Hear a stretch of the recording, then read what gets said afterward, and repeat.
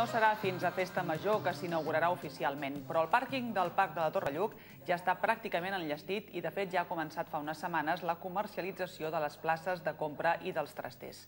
Del total de 272 places de què consta aquest aparcament, només 85 a la primera planta s'han reservat per rotació i la resta són de venda. Aquest aparcament forma part del pla de dinamització de la zona més comercial de Gavà i ajudarà a millorar la mobilitat del centre. L'alcalde de Gavà, Joaquim Balcera, acompanyat del conseller delegat de Regesa, Aparcaments i Serveis, Ferran Julià, ha visitat les obres de l'aparcament soterrat del Parc de la Torre Lluc. Unes obres pràcticament enllestides, tal com s'ha pogut veure aquest migdia.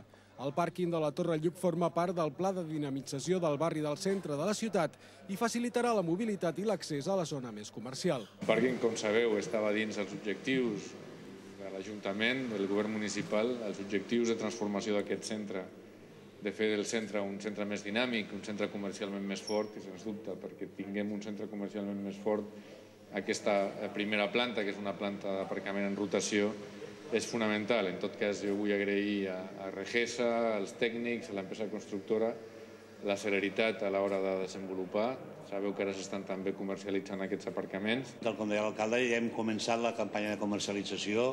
Hem fet una bustiada important explicant les característiques de l'aparcament, explicant els preus per tota la localitat i sobretot en aquest entorn. En aquests moments estem en converses amb els comerciants, estem en converses amb tots els sectors que poden aprofitar aquest aparcament. L'aparcament consta de 272 places en total, de les quals 85 són de rotació a la primera planta i la resta per abonats o per comprar en propietat. A més, s'han construït trasters també a la venda i s'han reservat places específiques per vehicles elèctrics. El centre de control d'accés a l'aparcament funcionarà durant les 24 hores del dia gràcies a un innovador sistema de vigilància centralitzat.